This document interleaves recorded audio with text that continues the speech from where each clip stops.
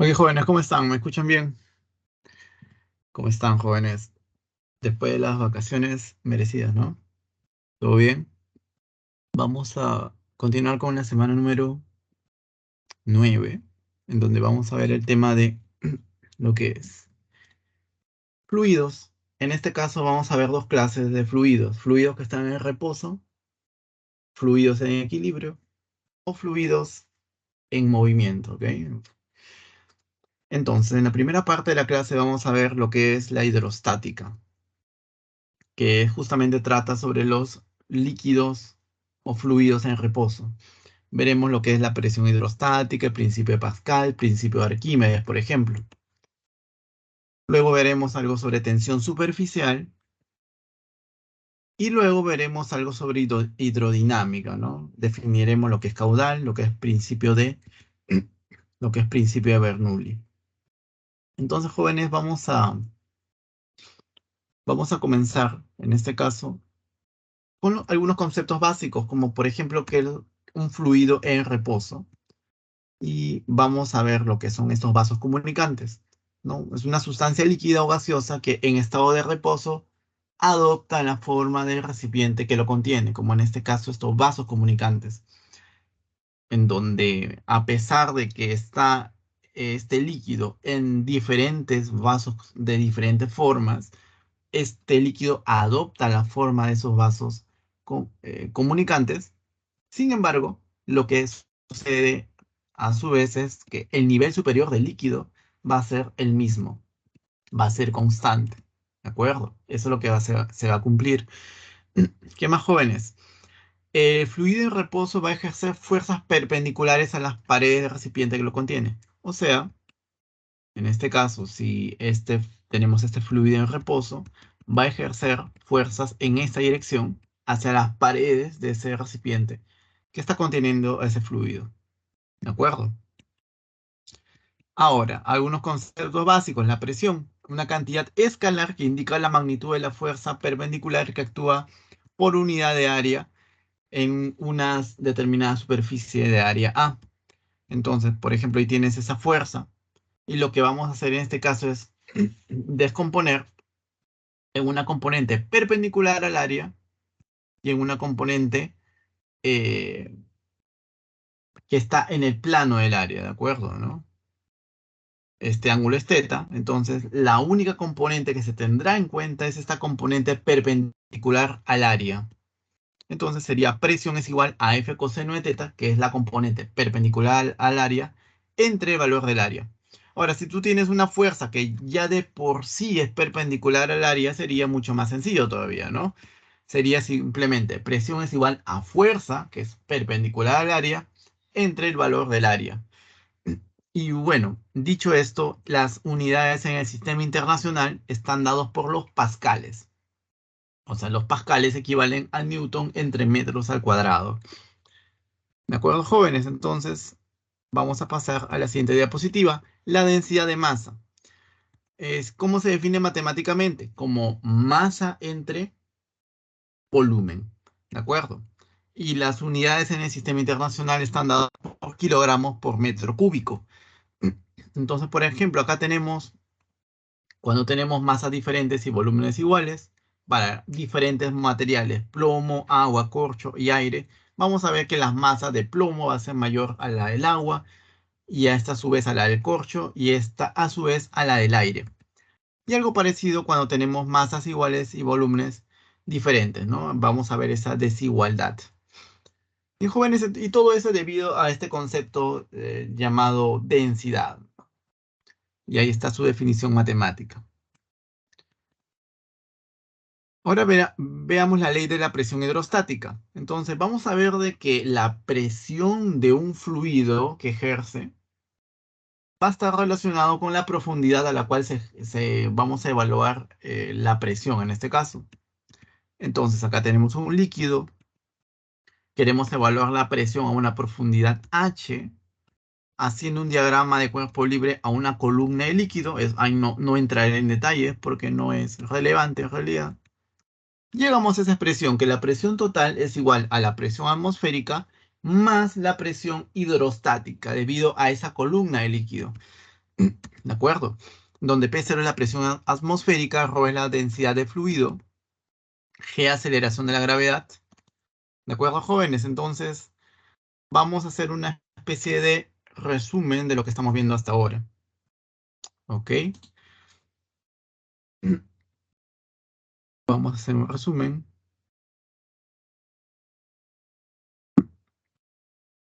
Entonces, tenemos, por ejemplo, aquí un recipiente lleno de un cierto líquido.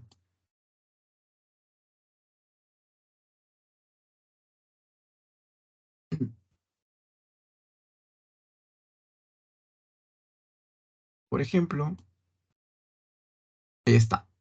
Nosotros queremos conocer en este caso la presión en este punto, por ejemplo. En el punto M, en ese puntito. ¿De acuerdo? Entonces, lo que podemos decir nosotros es, si tenemos a este recipiente lleno de este líquido, lo que nosotros podemos decir es lo siguiente. La presión en el punto M va a ser igual a lo siguiente. A ver, presión, cuando yo ponga P nomás, sin nada, vamos a referirnos a la presión total. O sea, P sin nada es presión total. Presión total. ¿De acuerdo, jóvenes? Esta presión total va a ser la suma de dos tipos de presiones. A ver, este es igual. Igual. A la presión debido a la atmósfera, jóvenes. Sobre este recipiente está actuando la atmósfera. Entonces, la presión debido a la atmósfera se le llama presión atmosférica. Entonces sería P0.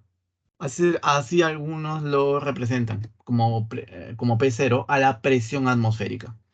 Entonces, este P0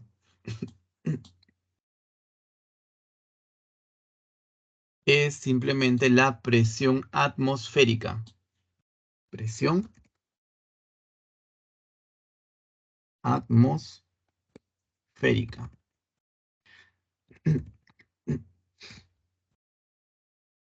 ¿De acuerdo, jóvenes? Ok, entonces, la presión total es igual a la presión atmosférica, por un lado, y luego ahora tenemos que considerar la presión que le ejerce este líquido a este punto M. Entonces le tenemos que adicionar más la presión de este líquido que ejerce este punto M. O sea, sería presión manométrica o también se le llama la presión hidrostática. ¿Ok? Cualquiera de los dos se lo puede manejar. Entonces, este pH es presión hidrostática o presión manométrica. Cualquiera de los dos. Presión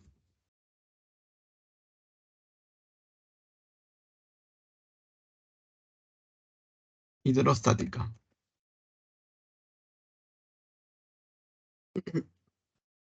Excelente, jóvenes. Entonces, la presión total es igual a la suma de dos tipos de presión. Presión atmosférica debido a la atmósfera y presión hidrostática debido al líquido que está por encima de este punto M. Pero, profesor, este punto M, exactamente cómo se calcula su presión. Bueno, la presión atmosférica aproximadamente es 10 a la 5 pascales. P0 aproximadamente es 10 a las 5 pascales. Recuerda que los pascales son unidades de presión. Profe, ¿y cómo se calcula este pH? Este pH se calcula de la siguiente manera. Presión hidrostática. A ver, primero tenemos que tener en cuenta la densidad del líquido. O sea, este líquido tiene una determinada densidad. ¿De acuerdo? Este punto M en donde yo quiero calcular la, la presión tiene eh, una profundidad determinada. O sea, desde aquí, desde el límite, desde el desde el punto superior, desde la superficie del líquido, hasta el punto M, va a haber, por ejemplo, una profundidad H. ¿De acuerdo? Entonces, presión hidrostática es igual densidad del líquido, ρL, por la aceleración de la gravedad. Bueno, la aceleración de la gravedad siempre es la misma, jóvenes. Vertical y hacia abajo, el G, ¿de acuerdo? De toda la vida, G. 10 metros por segundo al cuadrado. Multiplicado por el H. El H es la profundidad, jóvenes, del nivel superior de la superficie hasta la horizontal en donde se encuentra el punto M. Entonces, este será el H. ¿De acuerdo, jóvenes? Densidad de líquido por G por H sería la presión hidrostática. Y se acabó, jóvenes. Entonces, acá tenemos, calculando, ¿no? O reemplazando en este caso, la presión atmosférica de 10 a la 5 pascales aproximadamente. Eso depende del problema. El problema te lo indica. Y la presión hidrostática, y sumando presión atmosférica P0 más presión hidrostática, calculas la presión total. ¿Está claro, jóvenes? ¿Está ahí alguna pregunta?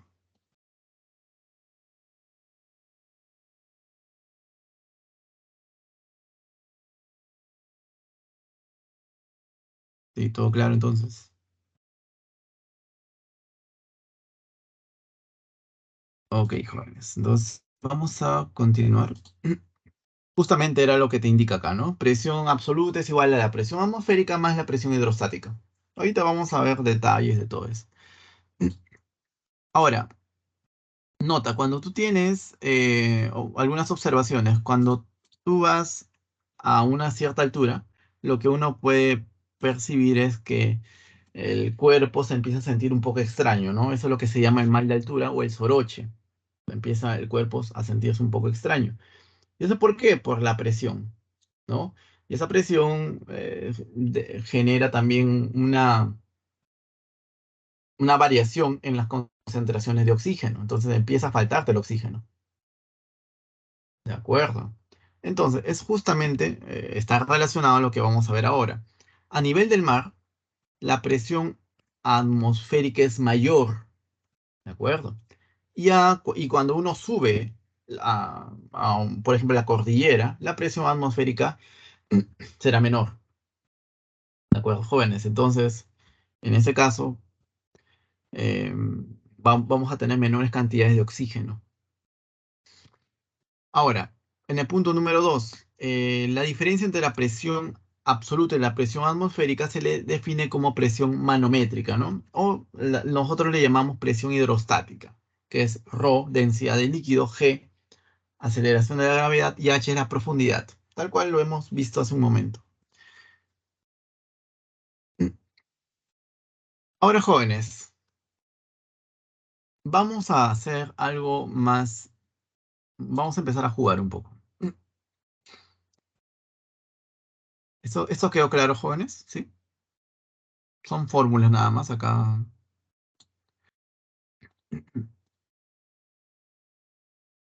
¿No? Ya.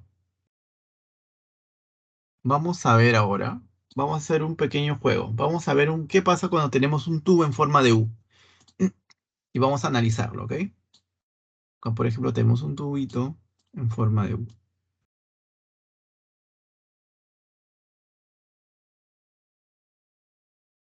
¿De acuerdo a lo que pasaba cuando tú tenías un líquido y lo llenabas a un tubo en forma de U o a unos vasos comunicantes? Bueno, el líquido quedaba con, o sea, la superficie del líquido en ambas ramas de los vasos quedaban a la misma altura, ¿cierto? Pero tengo la pregunta, ¿qué pasaría si al inicio tienes un líquido de color celeste, por ejemplo, y tú le agregas en la rama derecha, por ejemplo, un líquido verde? Más o menos quedaría así, jóvenes. Quedaría más o menos así.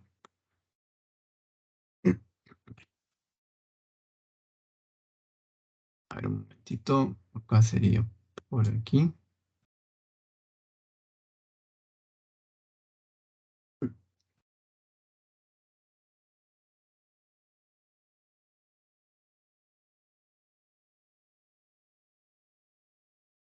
Ujú.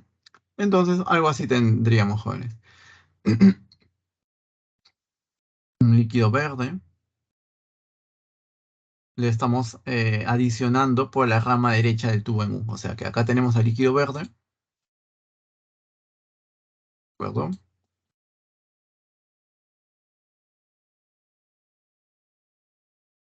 Y acá tendríamos al líquido de color celeste. O sea, tenemos un tubo en forma de U con dos líquidos. Y así quedó en equilibrio. ¿De acuerdo, jóvenes? Entonces, ¿qué es lo que vamos a hacer ahora a continuación? Nosotros vamos a ver cuáles son los criterios para determinar en qué caso las presiones son iguales y en qué caso son diferentes. ¿Qué vamos a hacer a continuación? Vamos a trazar líneas horizontales. Por ejemplo, primero, esta línea horizontal de aquí, ¿de acuerdo? Vamos a llamar, por ejemplo, este punto número, bueno, el punto, perdón, el punto A y el punto B. Y hay una regla práctica que está en su libro también, está en el libro de física de la pre también, está en su guía, que te dice lo siguiente. Cuando tú en un tubo en forma de U trazas una línea horizontal y en esa línea horizontal tienes a dos puntos, A y B, y esos puntos A y B pertenecen al mismo líquido, entonces lo que se cumple es lo siguiente, que las presiones en los puntos A y en el punto B, como pertenecen al mismo líquido, el punto A pertenece al líquido celeste, el punto B pertenece al líquido celeste, los dos pertenecen al mismo líquido, las presiones serán exactamente iguales. ¿De acuerdo, jóvenes? Eso sería lo primero que vamos a ver. Profesor, entonces, si las presiones son iguales para dos puntos que pertenecen a una misma línea horizontal y esos puntos pertenecen a un mismo líquido, ¿qué pasaría si yo trazo una línea horizontal, pero en este caso va a pasar por líquidos diferentes? O sea, yo trazo esta línea horizontal y acá vamos a tener, por ejemplo, el punto C, eh, el punto C y aquí el punto D, por ejemplo. Entonces, profesor, la presión en el punto C y la presión en el punto D, ¿cómo serían, jóvenes? ¿Iguales o diferentes? Por lo que hemos dicho, ¿no? Estos dos puntos, C y D, pertenecen a la misma línea horizontal. Perfecto, hasta ahí no hay problema. Sin embargo, el punto C pertenece al líquido celeste, mientras que el punto D al líquido verde. Claramente, punto C y punto D pertenecen a líquidos diferentes. Entonces, la presión en el punto C y la presión en el punto D son diferentes también. ¿De acuerdo? No pueden ser iguales. Ahora, una pregunta capciosa, jóvenes. ¿Qué pasaría si nosotros trazamos esta línea horizontal en la interfase de uno de los líquidos? Por ejemplo, en este punto de aquí.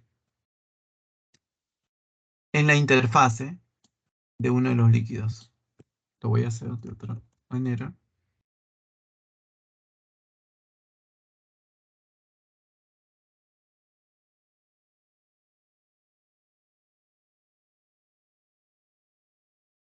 Ahí está.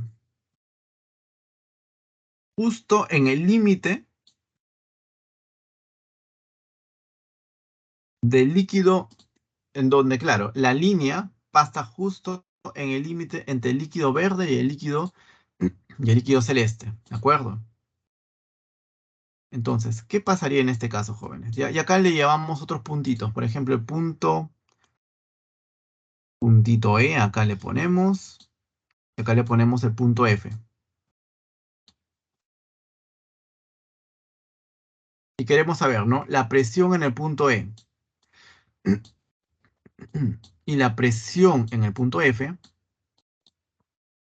¿a qué serían igual en este caso? Muy bien, jóvenes. Entonces, el punto E pertenece al líquido celeste, no hay problema. El debate sería, ¿a quién pertenece el punto F? ¿Al líquido verde o al líquido celeste? La regla práctica te dice que el punto F va a pertenecer al líquido inferior, o sea, al líquido celeste. ¿De acuerdo? En este caso, el punto E pertenece al líquido celeste y el punto F también pertenecería, por lo que estamos mencionando, al líquido celeste. Los dos pertenecen al mismo líquido. Entonces, la presión en el punto E y la presión en el punto F son exactamente iguales. Eso es lo que vamos a tener en cuenta de ahora en adelante.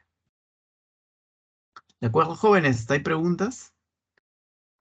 Es fundamental, jóvenes, es casi un tercio de la clase, entender bien esto. ¿Cómo vamos?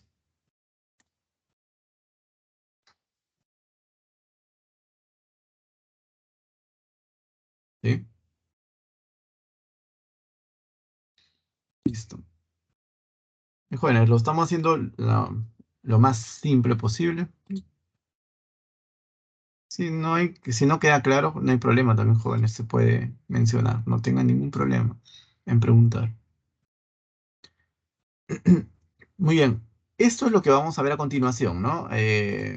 Antes de eso, antes de pasar a los problemas, el principio de funcionamiento de varios dispositivos utilizados para medir presión, como por ejemplo el manómetro de tubo abierto, el manómetro de tubo cerrado y el barómetro, se basan en lo que hemos visto ahora. ¿De acuerdo? Todos, absolutamente todos. ¿Ya? Si hay tiempo, podemos profundizar en eso. Entonces ahí tenemos al manómetro y al barómetro. El barómetro se utiliza para medir la presión atmosférica, el P0, y el manómetro para medir la presión de cualquier fluido, por ejemplo, un gas, en este caso. Bueno, bien jóvenes, entonces con eso ya podemos resolver una buena cantidad de problemas. Vamos a ver los problemas que podemos ver. A ver. Problema número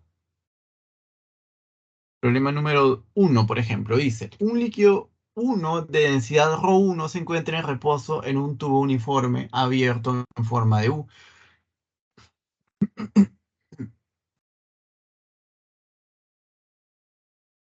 Ok. Dice, si por la rama derecha del tubo se vierte otro líquido 2 de densidad ρ2 y ambos líquidos quedan finalmente en reposo, como muestra la figura indique verdadero o falso. ¿Ok? Entonces tenemos ese tubo en forma de U con una densidad ρ1 en estado inicial. Luego, por la rama de la derecha,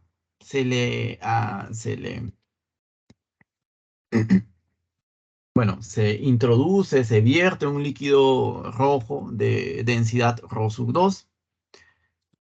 Y en este caso te dan de dato, ¿no? Que el H1 y el H2 van a tener una cierta, bueno, seguramente te van a pedir una cierta relación entre H1 y H2, ¿cierto? O viceversa. Vamos a ver lo que te pide el problema.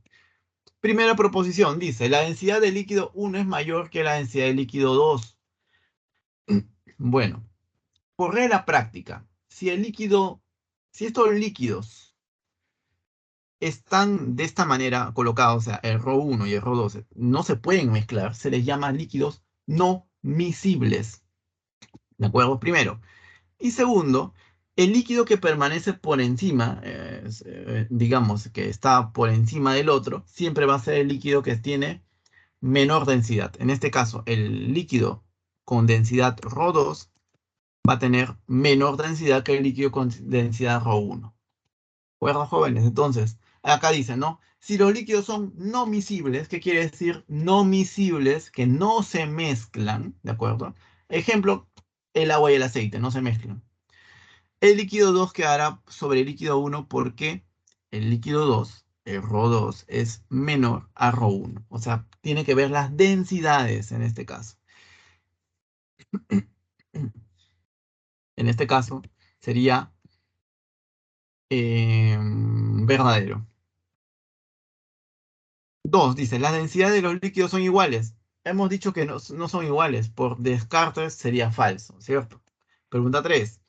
Si H2 es 2 veces H1, entonces ρ1 es 2 veces ρ2. Entonces, jóvenes, lo que vamos a hacer es lo siguiente. Vamos a justamente aplicar lo que acabamos de hablar ahora. Vamos a trazar una línea horizontal de una forma muy, muy estratégica. Justamente una línea horizontal en donde en una rama va a estar en la interfaz entre los dos líquidos, o sea, en el límite entre el líquido rojo y el líquido celeste, y en la otra puede caer en cualquier líquido, no interesa. ¿De acuerdo? Ahora, vamos a ver que en este puntito, que es el punto X, y acá tendremos el punto Y. Claramente vemos que el punto X pertenece al líquido celeste, y el punto Y, ¿a quién pertenece, jóvenes? Al líquido celeste también, claro, está en la interfase entre el líquido rojo y el celeste, pero siempre se lo va a considerar como que perteneciera al líquido inferior, o sea, al líquido celeste.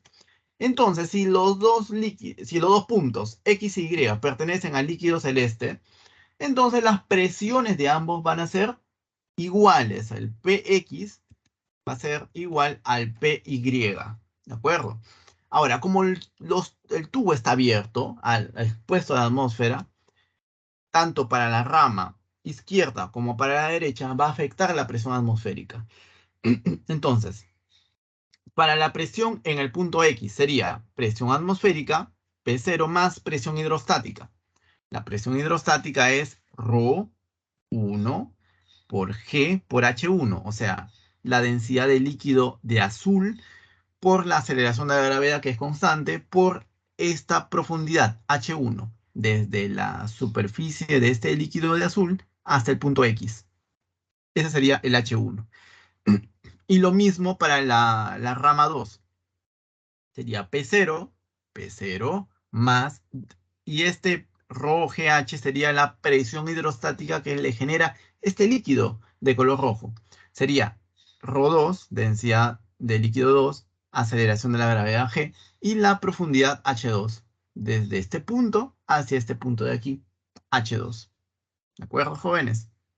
Este razonamiento quedó claro, hasta ahí quiero leerlos. ¿Todo bien hasta ahí, jóvenes? ¿Podría repetirlo, por favor, profesor? Listo. Lo que pasa es lo siguiente, lo que estamos haciendo aquí es aplicar lo que habíamos visto hace un momento, era de que la presión es igual a la presión atmosférica más, ¿te acuerdas? Más, bueno, la presión atmosférica le habíamos puesto P0, ¿no? Bueno, P0 más la presión hidrostática, ¿cierto? Justamente eso. Entonces, en este punto, a ver, ¿dónde estás? Aquí. En el punto X le afecta, como está el tubito abierto, le afecta la presión de la atmósfera. Aquí está la presión atmosférica. Ahora, esta columna de líquido le genera una presión hidrostática. Y acá está, ρGH1. El ρ es la densidad, ρ1, la densidad de líquido de azul. El G es la aceleración de la gravedad. Y el H1 es la profundidad de la parte superficial del líquido hasta el punto X, ¿no? Esta profundidad H1. Aquí está. Entonces, esta sería la presión total que se genera sobre el punto X. Acá está, sobre el punto X, la presión total que se genera es presión atmosférica P0 más la presión hidrostática del líquido, de esa columna de líquido celeste, que sería ρ1 por G por H1. ¿De acuerdo? Algo parecido sucede para el punto Y. El punto Y también está tubito, esta parte está abierto, por lo tanto la presión atmosférica entra en el cálculo, más la presión que le genera esta columna de líquido, que sería ρ2 por G por H2. ¿De acuerdo, jóvenes? ¿Sí? Y se acabó, ¿no? El P0 con el P0 se cancela, te queda un ρ1 H1, es igual a ρ2 H2, ¿de acuerdo? Y bueno, siguiendo ese razonamiento, bueno, en este caso, el H2 es 2 veces H1. Cancelas los H1, te queda que ρ1 es 2 veces ρ2. O sea, en este caso, ¿qué sería, jóvenes? Que el ρ1 sería el doble de ρ2. ¿Y qué te dice, no? Acá te dice, ρ1 es igual a 2 veces ρ2. Sí, verdadero. Verdadero, falso, verdadero. Alternativa a la letra A. ¿De acuerdo, jóvenes? ¿Todo claro hasta ahí?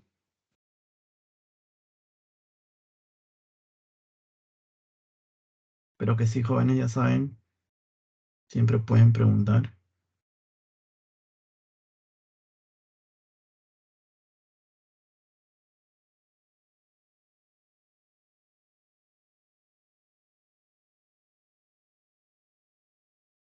¿Todo bien entonces?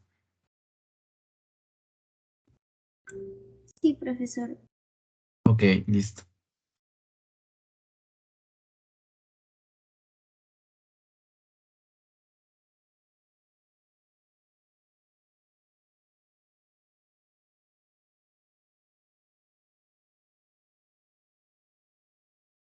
Muy bien, jóvenes. Entonces vamos a seguir.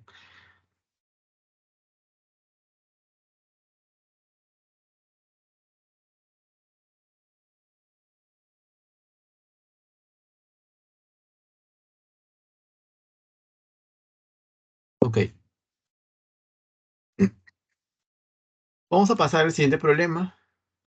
Ajá, acá vamos a acotar algo más. Ya hemos visto este tubito en U y hemos jugado con él un poquito. Ahora vamos a jugar con otra cosa.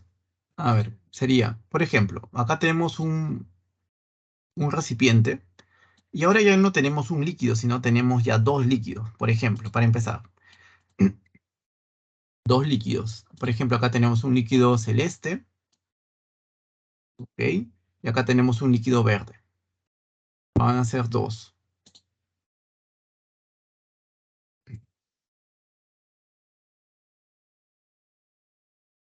Ok, entonces, acá tenemos a estos líquidos celeste y verde. Y por ejemplo, nosotros queremos calcular la presión en la base. Por ejemplo, aquí, justo en este puntito, en el punto M. ¿Ok? Aquí. Entonces, acá tenemos este líquido celeste. ¿Ok? Acá tenemos al líquido verde. Y claramente el líquido celeste y verde van a tener presiones, eh, van a generar presiones hidrostáticas diferentes. ¿Ok? Porque tienen densidades diferentes. Entonces, acá va a haber, por ejemplo, una profundidad H1, una profundidad H1 o una densidad ρ1.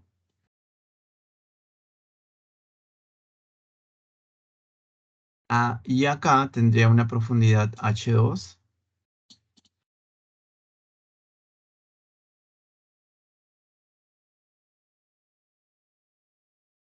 H2 con una densidad ρ2. Muy bien, jóvenes, entonces tú dirás, ¿no? Profesor, ¿cómo se calcula la presión hidrostática justo en el punto M? Ya no tenemos un solo líquido, tenemos dos líquidos, por ejemplo. Bueno, primero tener en cuenta que la presión total es la suma de la presión atmosférica más la presión hidrostática, ¿cierto? O manométrica. Entonces, la presión atmosférica sería P0, por ejemplo, más la presión hidrostática. Y la presión hidrostática la coloco, por ejemplo, como, a ver, pH, presión hidrostática. Hasta acá estamos de acuerdo, jóvenes. Entonces, eso es lo que hemos visto acá hacia el inicio de la clase. Presión total es igual a la presión atmosférica más la presión hidrostática. Pero en este caso, la presión hidrostática se debe a dos líquidos. Entonces, la presión hidrostática es igual a la suma de las presiones hidrostáticas de dos líquidos, en realidad. Va a ser la presión hidrostática del líquido verde. Pero, ¿cómo se calcula esa presión hidrostática? ¿Te acuerdas? Sería densidad del líquido verde, que sería ρ1, aceleración de la gravedad G, por la profundidad H1. Esa sería la presión hidrostática debido a este líquido verde. Ahora, pero no solamente tenemos líquido verde, tenemos líquido celeste.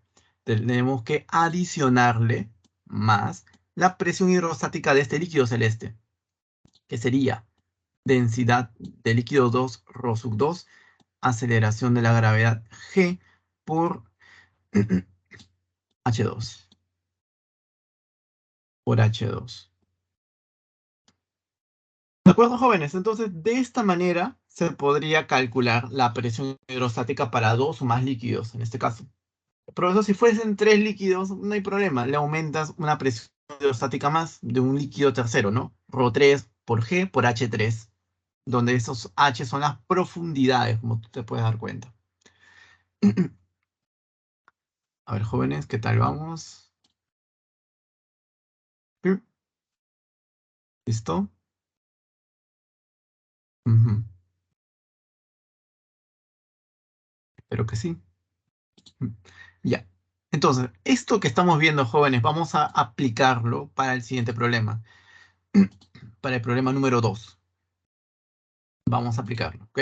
Dice, la figura muestra un tubo uniforme en forma de U que contiene tres líquidos A, B y C no miscibles, cuyas densidades son 3, 5 y 4 gramos por centímetro cúbico. Respectivamente, si la longitud de la columna del líquido A es 30 centímetros, ¿cuál debe ser la longitud H de la columna del líquido C para que los tres líquidos permanezcan en reposo? Entonces vamos a ver qué es lo que tiene problema. Tenemos esos tres líquidos que están colocados de esa manera. Ahora lo que vamos a hacer es lo siguiente. Trazamos esta línea horizontal. Profesor, ¿por qué la hizo ahí? CSI de una manera bastante conveniente. Eso es justamente para involucrar los tres líquidos, A, B y C. ¿Ok? Justamente para eso. Y justamente para hacer justamente lo que habíamos indicado hace un momento, ¿no? Cuando tú trazas una línea horizontal, parte de la línea está en la interfaz entre dos líquidos, en este caso entre el líquido rojo y el líquido celeste, y en la otra, bueno, cae en cualquier líquido, en este caso el líquido celeste.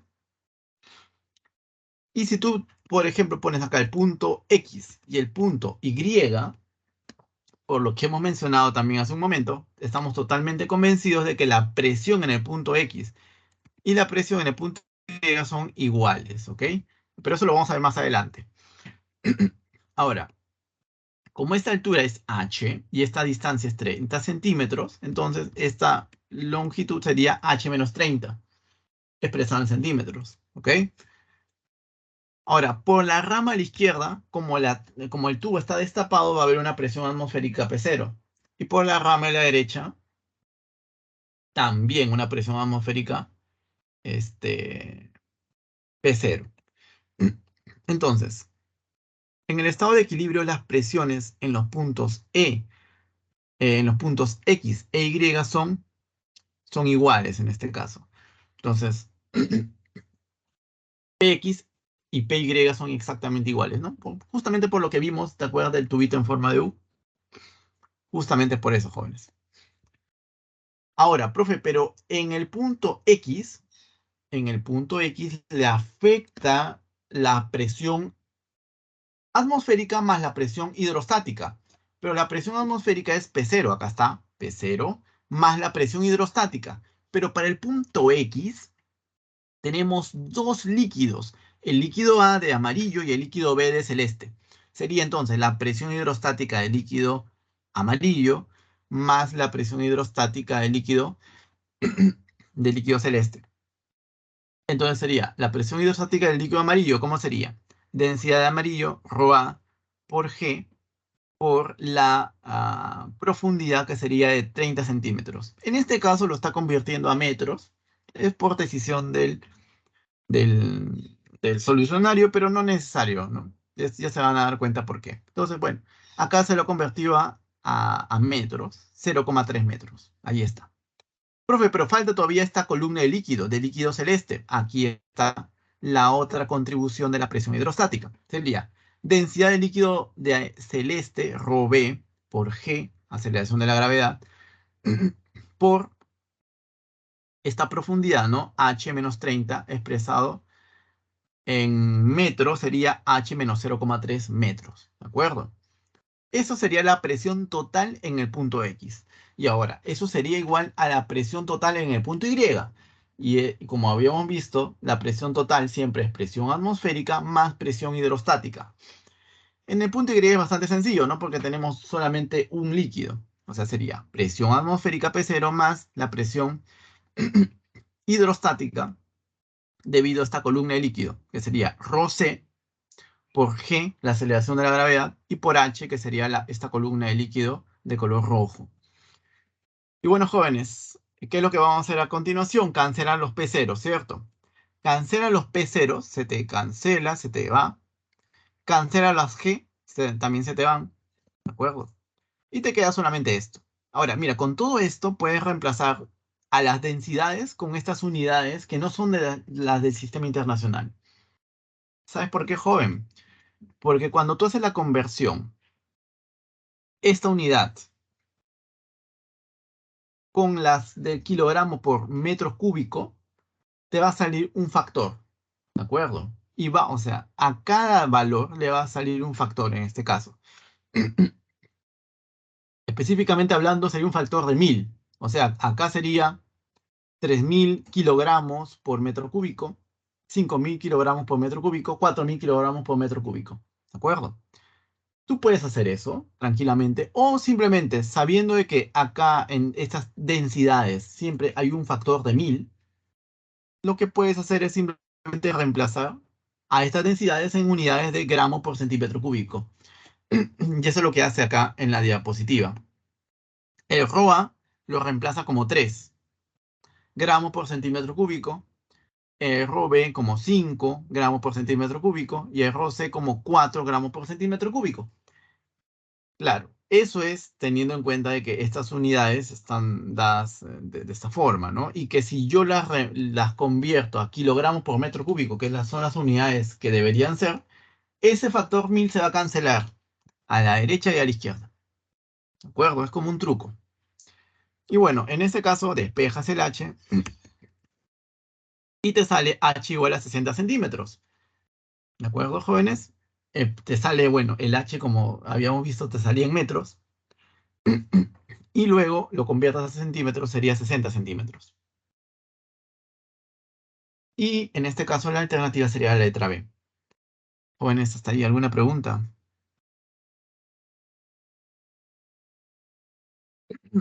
¿Todo claro? Avisen, jóvenes.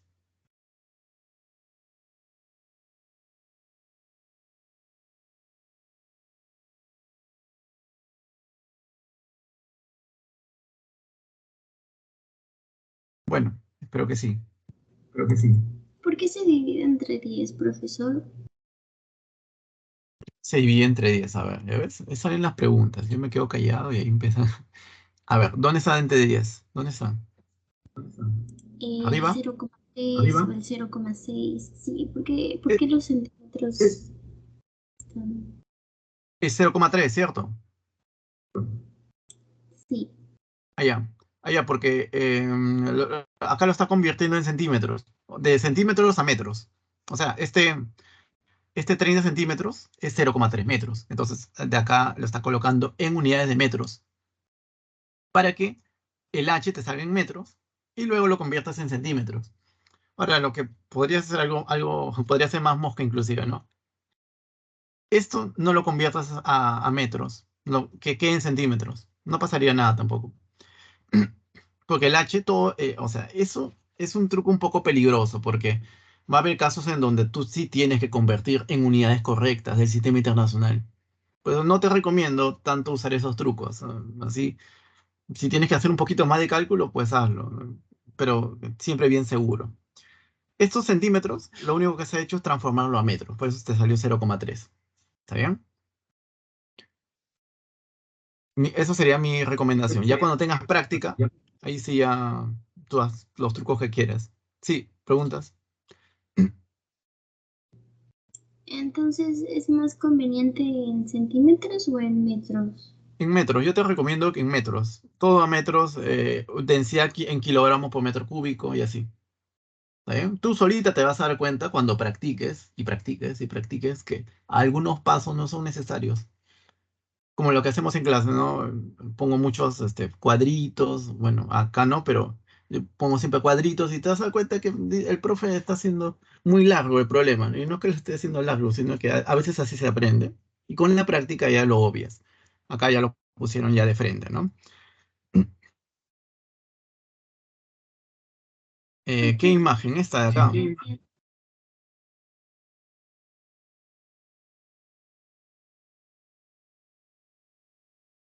Ya está. Bien, jóvenes, entonces, si han entendido eso, han entendido casi la tercera parte de la clase. Todo bien, entonces, ¿no? Listo. Número 3. Vamos a ver un poquito más de teoría para hacer este problema. Vamos a ver lo que es el principio de Pascal, ¿ok? Principio de Pascal, ¿qué te dice? Te dice, la presión adicional aplicada a un fluido en equilibrio se transmite completamente a todos los puntos de fluido y a las paredes del recipiente que lo contiene. O sea que un incremento de presión se transmite de igual forma a todos los puntos de fluido. Como por ejemplo, en este caso, este émbolo, la misma incremento de presión se transmite, o como por ejemplo a este otro caso, ¿no? También ese incremento de presión se transmite a todos los puntos. No quiere decir de que todos los puntos tengan la misma presión. No te está diciendo eso. Te está diciendo que el incremento de presión es el mismo. Cada punto puede tener presión diferente, pero el incremento de presión, ese sí es el mismo. ¿Ok? Ahora, ¿qué aplicación práctica le damos a este principio de Pascal, la famosa prensa hidráulica? Consiste en dos recipientes interconectados de secciones transversales diferentes y un líquido y dos émbolos o pistones con áreas diferentes. Entonces, vemos cómo una persona con un peso muy minúsculo puede alzar literalmente a un auto con una masa de toneladas. Entonces, ¿cómo sucede eso? Justamente aplicando este principio bastante interesante, el principio de Pascal. Entonces, acá tenemos un émbolo de área A1, un émbolo de área A2. Claramente vemos que el área A2 es mayor al área A1, ¿cierto? Interconectados por un cierto líquido en donde se va a ejercer una fuerza F1 y el líquido lo que va a hacer es transmitir ese incremento de presión y también se traduce en una fuerza F2. Entonces, como hemos visto de que los incrementos de presión son los mismos en todos los puntos del líquido, pues el incremento de presión en el émbolo 1 y el incremento de presión en el émbolo 2 van a ser también iguales. Y como presión es fuerza entre área, entonces P1 es F1 entre área A1, P2 sub 2, F2 entre área A sub 2. Despejando F sub 2, vemos de que F sub 2 es mayor a F sub 1, puesto de que área A2 es mayor al área A1. O sea, algo mayor entre algo menor, ¿de acuerdo? Te sale mayor a 1. Por eso que justamente F sub 2 es mayor a F sub 1. O sea que la fuerza se multiplica en este caso. Esto, jóvenes, es clásico de problemas de examen de admisión. Clásico. Y lo que vamos a ver ahora es un problema tipo examen de admisión. Que no te sorprenda si es que te viene en el examen. ¿Ok? Vamos a ver a continuación el siguiente problema. Tipo examen de admisión. Les encanta a los examinadores mucho preguntar sobre este tema, sobre el principio de Pascal. Dice 3. Se desea mantener en equilibrio un auto de masa 900 kilogramos sobre la plataforma de una prensa hidráulica, aplicando una fuerza vertical F sobre el brazo de la palanca, como muestra la figura. Determine la magnitud F asumiendo que las secciones transversales de los recipientes están en relación A1 es igual a 100 A2. Desprecie el peso de los émbolos. Entonces acá el, tenemos el émbolo que está sujetando, bueno, que está, del cual se está apoyando el auto, que es un émbolo de un gran, de una área bastante mayor, y un émbolo más pequeño, ¿no? De un área menor. Y acá tenemos una palanca que está fija aquí. ¿De acuerdo? Entonces se le va a accionar esa palanca con una fuerza vertical y hacia arriba. ¿De acuerdo? Y por el lado derecho de la palanca, porque acá hay un punto fijo, por este lado derecho, este émbolo va a tratar de bajar, ¿cierto? Va a bajar y por consiguiente este émbolo grande va a subir y este auto va a ser eh, elevado. Muy bien. Por dato de problema te indican que esas relaciones bueno, de la palanca sería de 3L cuartos y L cuartos, ¿ok? Eso es por dato de problema. Y el área del émbolo 1 sería A1, el área del émbolo 2 sería A sub 2 y solución. Entonces, si se le aplica una fuerza vertical y hacia arriba en ese extremo, habrá una fuerza vertical y hacia arriba en sentido contrario. ¿De acuerdo? F sub 2.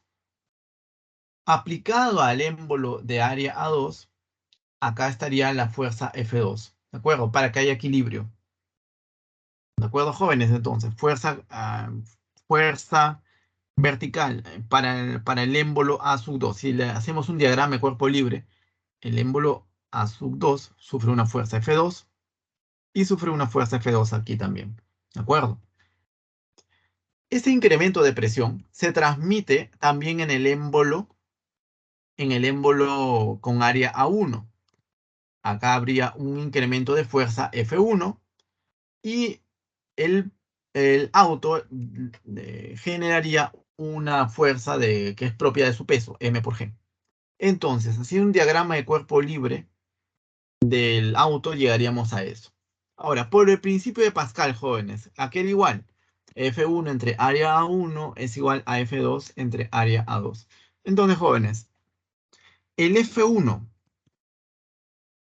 acá es igual a M por G, ¿te acuerdas? Si tú haces un diagrama de cuerpo libre al auto, o en este caso, mejor dicho, al émbolo de área A1, el émbolo hay una fuerza apuntando hacia arriba, F1, y una fuerza apuntando hacia abajo, M por G. ¿De acuerdo? Entonces, como suma de fuerzas que apunta hacia arriba es igual a la suma de fuerzas que apunta hacia abajo, entonces F1 es igual a mg. ¿De acuerdo, jóvenes? Ahora, ese F1 lo vamos a reemplazar en la ecuación 1, 2 en 1. Entonces, en vez de F1 estoy colocando mg.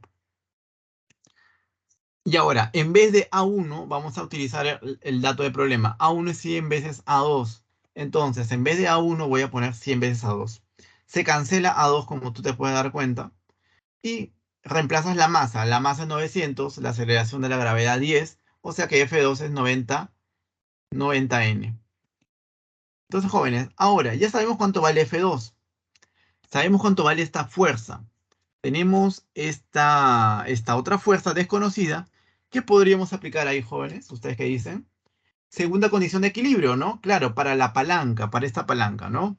Segunda condición de equilibrio, en donde nosotros, de una manera muy sabia, podríamos elegir a este punto cero como el centro de giro. Porque a mí no me interesa cuál es la fuerza de reacción en el punto cero.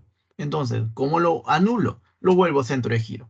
Entonces, justamente en el punto cero lo voy a considerar como mi centro de giro. Entonces, esta fuerza F respecto a ese centro de giro va a ser un giro horario y la fuerza F2 hará un giro antihorario. Bien, jóvenes, entonces ahora, haciendo un poco de geometría, trazando esas líneas, trazo esa línea de ahí, trazo esa otra línea, y por ejemplo acá postulo un ángulo teta, ¿no? Y ese también un ángulo teta, por geometría, esa longitud sería L cuartos coseno de teta, y esta otra longitud sería 3L cuartos coseno de teta. Si te das cuenta, jóvenes, en este caso, ¿no? El brazo de palanca para la fuerza F, ¿cuál sería, jóvenes? El brazo de palanca para la fuerza F de rojo. El centro de giro está aquí. El brazo de palanca siempre es perpendicular desde el centro de giro hacia la prolongación de F. O sea, sería el brazo de palanca para F, 3L cuartos coseno de teta. ¿De acuerdo? Y el brazo de palanca para F2, ¿cuál sería? L cuartos coseno de teta, en este caso. ¿De acuerdo, jóvenes? Entonces, eso es lo que vamos a ver. Segunda condición de equilibrio. Suma de torques es igual a 0. F por su brazo de palanca de F es 3L cuartos coseno de teta. Aquí está. Eso lo hemos explicado con lujo de detalle clase pasada, joven. Segunda condición de equilibrio. Ahora, el que tiene giro horario va por el otro lado. F2, aquí está la fuerza por su bracito de palanca que sería L cuartos coseno de teta. Ahí está. Se cancela coseno de teta, ¿cierto? Es como una constante de proporcionalidad nada más. Reemplazas el F2 y F sería de 30 newton. Alternativa a la letra C. Jóvenes, ¿hasta ahí alguna pregunta? ¿Cómo vamos? Estamos siguiendo la...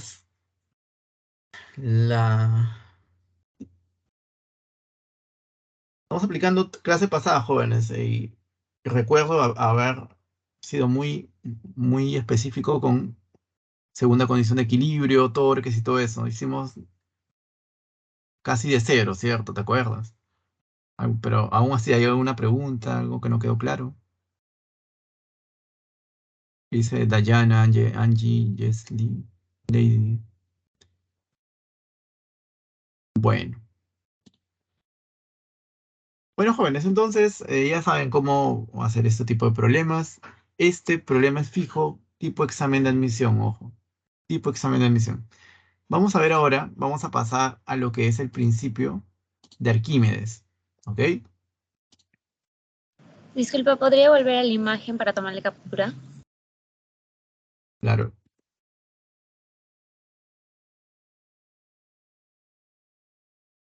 Un momentito. Entonces, mientras... ¿en qué consiste el principio de Arquímedes, jóvenes? Justamente viene ese... eh, justamente lo que vamos a ver es bastante antiguo. En realidad ese descubrimiento se hizo hace miles de años. Cuando a Arquímedes, el rey, le preguntó si la corona a la cual él estaba usando era oro puro o si lo habían estafado colocándole alguna otra aleación. ¿De acuerdo? Entonces, Arquímedes tenía que determinar si era oro puro sin, sin fundir el oro ni hacer ningún procedimiento químico. Solamente casi a simple vista. O sea, ¿cómo hacer eso? Era un misterio, ¿no? Bastante, inclusive ahora uno se pregunta, ¿cómo hacer eso, ¿no? ¿Cómo determinas si ese metal es oro de verdad o no es oro? ¿Cómo podrías determinar? Gracias a ese acertijo que le dio ese rey, Arquímedes pudo descubrir justamente lo que conocemos como el principio de Arquímedes y el famoso Eureka, ¿no? Cuando él estaba bañándose, se le ocurren las ideas y sale a la calle así después del baño. Entonces, eso es una historia bastante famosa, muy, pero muy famosa. ¿Y qué te dice el principio de Arquímedes en este caso? Te dice, todo cuerpo sumergido totalmente o parcialmente en un fluido experimenta una fuerza vertical hacia arriba de igual magnitud que el peso del volumen del fluido que desplaza. ¿De acuerdo? Entonces acá tienes un líquido en estado inicial y tienes después un cuerpo totalmente sumergido en donde la fuerza que actúa, la fuerza con la cual el líquido va a actuar sobre el cuerpo es una fuerza llamada empuje, vertical y hacia arriba, y también va a actuar un empuje vertical hacia arriba para un cuerpo parcialmente sumergido. Siempre la fuerza del empuje siempre va a ser vertical y apuntando hacia arriba, ¿de acuerdo? Y esos serían los volúmenes desplazados por ese cuerpo. Y ahí están todos esos valores que ven ahí, jóvenes. ¿De acuerdo? Nosotros vamos a simplificar, obviamente, como estamos acostumbrados, algo un poquito más sencillo. Le toma captura de pantalla para pasar a la siguiente diapositiva. A ver. El empuje simplemente sería explicado de esta manera, jóvenes, en simples palabras. Tienes un recipiente, ¿ok?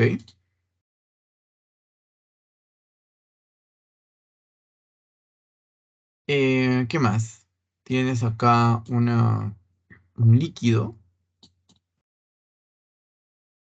¿Qué más? Tienes acá un cuerpo que está parcialmente sumergido. Vamos a poner en general, ¿ya? Uno parcialmente sumergido nada más.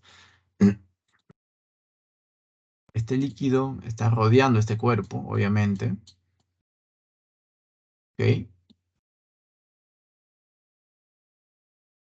Ahí. Ya. El volumen sumergido le voy a llamar BS. Ojo, ese es el volumen sumergido del cuerpito, ¿ok? Del cuerpo. Cuerpo. Este volumen sumergido también algunos lo llaman, bueno, justamente el principio de Arquímedes te dice, es el volumen desplazado del líquido. También. Es otra forma de decir lo mismo. Volumen sumergido del cuerpo o volumen desplazado del líquido. ¿Ok? Yo lo voy a mantener como volumen sumergido porque es, yo creo que más didáctico. Ahora, la aceleración de la gravedad es la que conocemos de toda la vida, G, apuntando hacia abajo siempre. Aceleración apuntando hacia abajo. Entonces, este líquido, como tú te puedes dar cuenta, cada molécula de líquido le va a ejercer una fuerza al cuerpo. La suma vectorial de todas esas pequeñas fuerzas te va a dar un vector resultante llamado empuje. Y ese vector resultante siempre va a ser vertical y apuntando hacia arriba, jóvenes. Siempre va a ser vertical apuntando hacia arriba. Ahí está. Claro. Eso ya vino en examen de admisión. La fuerza del empuje es una fuerza resultante que siempre apunta hacia arriba. ¿Ustedes qué dirían? ¿Verdadero o falso? Sería verdadero, ¿no? Siempre apunta hacia arriba la fuerza del empuje. Y es una fuerza resultante. Profesor, ¿hay algún caso en donde apunte que no sea arriba? Si estamos hablando de hidrostática, no. En hidrostática siempre va a apuntar ese empuje hacia arriba. ¿Ok? Ahora, la pregunta del siglo, ¿no? ¿Y a qué es igual el empuje? Bueno, el empuje es igual. Primero, a considerar la densidad del líquido. Por ejemplo, que tenga una densidad ρL. Luego, aceleración de la gravedad, G. Y luego vamos a multiplicar el volumen sumergido del cuerpito, que que estamos viendo ahí, BS. De esta manera, habremos calculado la fuerza del empuje. O sea que empuje es igual a la densidad del líquido por la aceleración de la gravedad por el volumen sumergido del cuerpo, en este caso. Algo tan simple como eso, jóvenes. Nada más. Claro. A ver si hay alguna pregunta. Ya saben que acá tratamos de simplificar a lo máximo todo. Bien, todo claro. Pero que sí, yo sé que sí. Y bueno, vamos a solamente mencionar algunas observaciones. ¿Qué dice aquí? Dice, si el cuerpo está totalmente sumergido, volumen L, que es el volumen sumergido en este caso, es el volumen del cuerpo. Si el cuerpo está parcialmente sumergido, entonces una fracción del volumen total del cuerpo va a estar sumergido. Es algo lógico, ¿no? Bueno, acá lo consideran así. Y la medida del empuje es algo bastante interesante, jóvenes. Lo que pasa es que cuando uno tiene un cuerpo unido, por ejemplo, a un dinamómetro que te marca el peso del cuerpo, y ahora tú sumerges al cuerpo junto con el dinamómetro te va a indicar un peso menor. ¿Y eso es por qué? Porque el dinamómetro funciona en condiciones, o sea, en condiciones normales funciona en el aire. No funciona cuando el bloque que es del cual está midiendo el peso está dentro de un líquido, porque obviamente va a haber una fuerza llamada empuje. Entonces, ¿cómo de una manera práctica nosotros podemos calcular el empuje que sufre un cuerpo? Usando un simple dinamómetro, simplemente haciendo la resta del peso real y del peso aparente. Ahí está. Empuje sería resta de peso real menos ese peso aparente.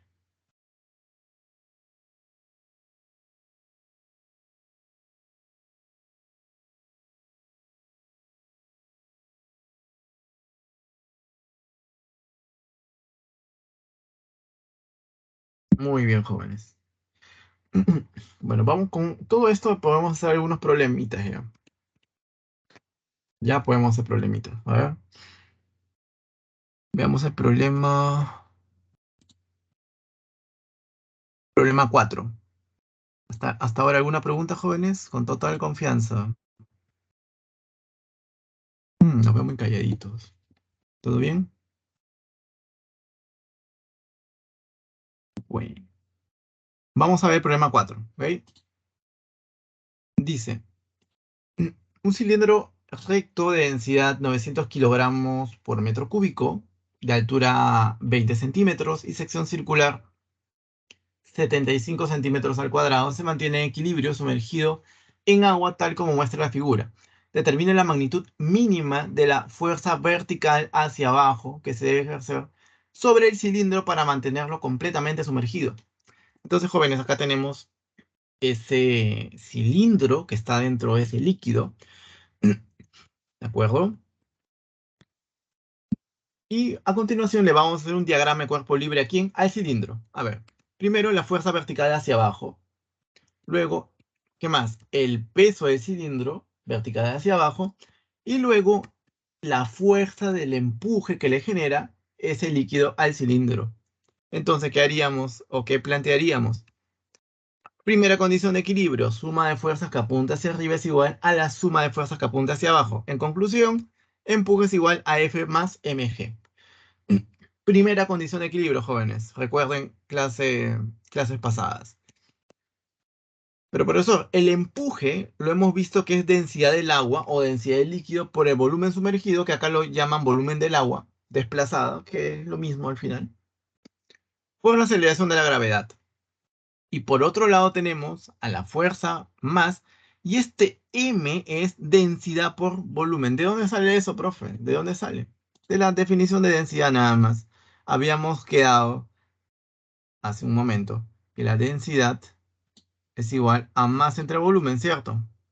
Entonces, densidad es igual a masa entre volumen. Entonces, si yo despejo este volumen, lo paso a multiplicar, simplemente la masa me quedaría como densidad por volumen. ¿De acuerdo, jóvenes? Eso es justamente lo que se está usando ahí. En vez de colocar masa, coloco el densidad por volumen. Ahí está. Entonces, en vez de masa, colocamos densidad por volumen, pero es la densidad del cilindro por el volumen del cilindro. Pero, profe, por dato, el cilindro está completamente sumergido. O sea que el volumen del agua desplazada o el volumen del cilindro sumergido es igual al volumen del cilindro total y es igual a A por H. Excelente. Entonces, jóvenes, reemplazamos, ¿no? En vez de B agua y B cilindro, colocamos a H. Ahí está. Y lo demás es pan comido, jóvenes. ¿Por qué? Porque, mira, date cuenta que densidad del agua es dato. A es dato. H es dato. Rho es dato también. Acá está, 900 kilogramos por metro cúbico. G es dato. 10 metros por segundo al cuadrado. Simplemente lo que tienes que hacer es despejar el F, ¿cierto? Y operar. Eso sería todo lo que tienes que hacer. Operar. Y operando te sale F igual a 1,5 newton, alternativa a la letra D. ¿De acuerdo, jóvenes? Entonces, ahí hemos introducido ese concepto de empuje.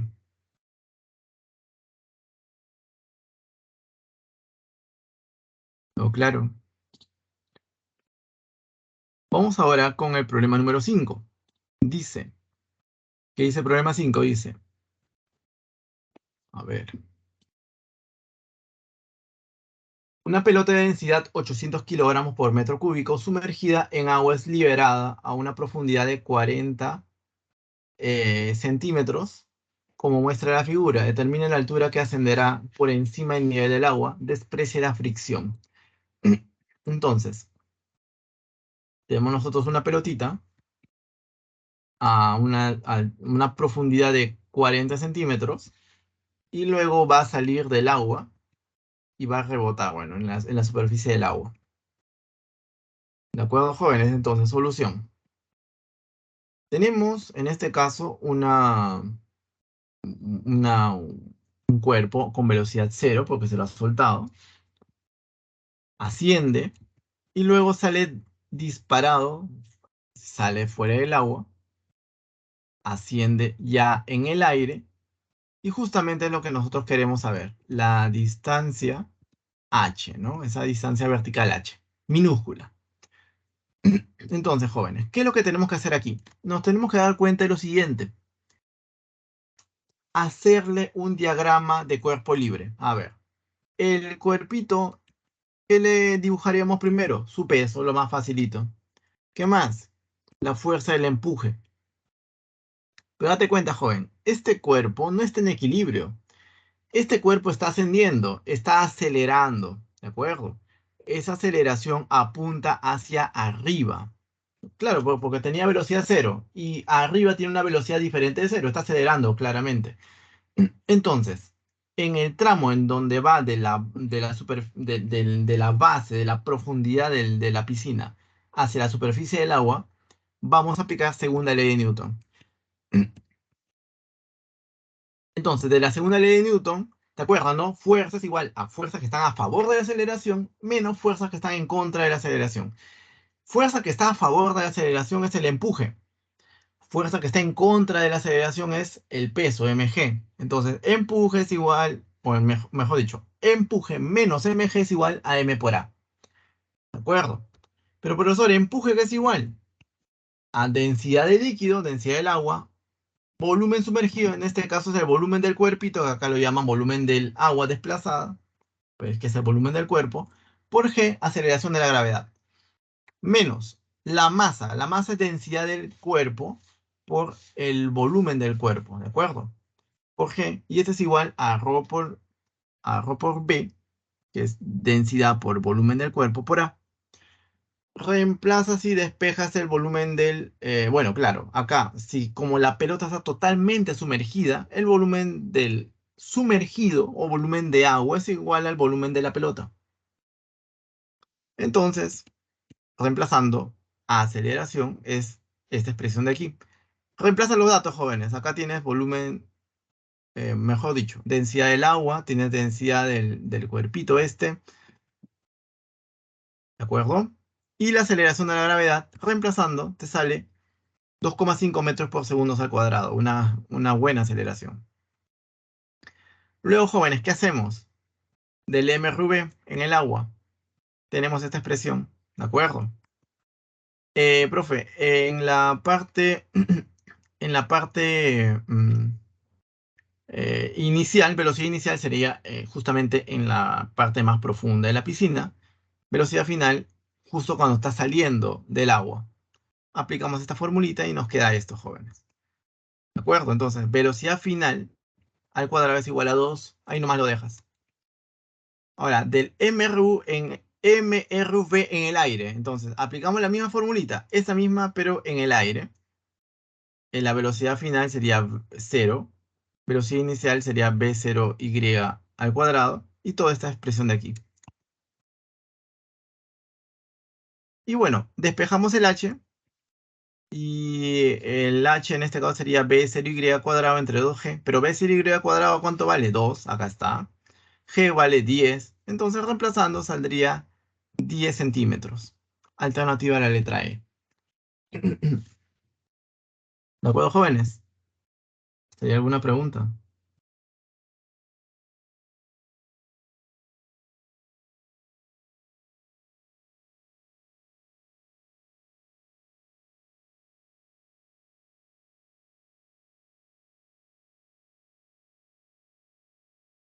¿Todo bien entonces? Pueden escribir en el chat.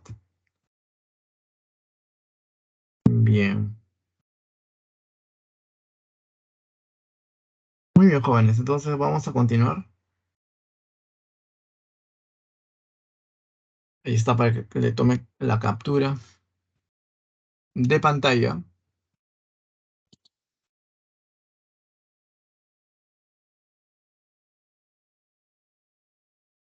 Ujú. Bien, entonces jóvenes vamos a ver, perdón, vamos a ver el siguiente tema, tensión superficial. Ustedes habrán dado cuenta, si algunos son algunos insectos, por ejemplo, como una especie de zancudos, logran caminar por el agua, como si para ellos es como si fuese un suelo macizo. Entonces, ¿por qué algunos insectos logran caminar eh, por encima del agua? ¿O por qué algunas moneditas logran, digamos, flotar, entre comillas, porque no flotan, porque no pueden flotar en realidad, porque tienen mucha densidad? Sin embargo, logran mantenerse en la superficie del agua. ¿Por qué? Entonces, justamente es por la tensión superficial. Entonces, vamos a explicar a qué se debe eso. Es un fenómeno de origen molecular que se manifiesta en la superficie libre de un líquido. En la superficie libre del líquido hay una fuerza resultante hacia abajo sobre cada molécula. Entonces, las moléculas en la superficie, en este caso, y moléculas en el interior. Las moléculas en el interior, cuando uno le hace un diagrama de cuerpo libre, su resultante va a ser igual a cero. Sin embargo, en las moléculas en la superficie, la resultante va a ser diferente de cero. ¿De acuerdo? ¿Por qué? Porque van a haber fuerzas hacia abajo. ¿Está claro, jóvenes? ¿Sí? Muy bien. Ahora, ¿cómo medimos esta tensión superficial? Experimentalmente hacemos lo siguiente, algo bastante sencillo. Si alguno va a ingeniería, probablemente lo lleve en laboratorio de física 2, ¿ok? Entonces, vas a tener, hay un líquido, cualquiera que fuese. Vas a tener un pequeño anillo sujetado con un dinamómetro. Este dispositivo, que parece como un resorte, te mide fuerzas, ¿ok? Bien. Lentamente lo van a bajar, ni siquiera ustedes lo van a hacer con la mano, lo van a usar un- en los laboratorios hay unos dispositivos que son muy precisos, te manejan fuerzas pero muy precisas que una persona no puede usar o no puede hacer porque es un poco más tosco. Nuestro brazo no es muy delicado. Y lo que va a hacer es de manera muy lenta descender este anillo hasta la misma superficie del líquido. ¿De acuerdo? Sin penetrarlo más, solamente va a quedar en la misma superficie del líquido. ¿Y luego qué va a hacer? Lo que va a hacer es jalarlo. Entonces, acá está bajando de una manera muy lenta y lo que va a hacer es jalarlo. Lo va a jalar lentamente también, no lo va a jalar de golpe. No, sino de manera bastante lenta. Entonces, lo que se va a ver, jóvenes, es algo fabuloso, es que como que se va a alzar una, ese líquido que están viendo, como si estuviesen jalando el líquido, como si fuese una goma, la agarran la goma y la están jalando. Algo así se va a hacer. Claro, acá se está exagerando, pero en el laboratorio también se puede apreciar algo parecido, con menores dimensiones, obviamente.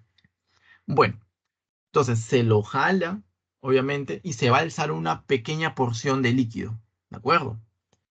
La fuerza, esa fuerza de rojo, justamente son las fuerzas Fs, las fuerzas superficial, ¿de acuerdo?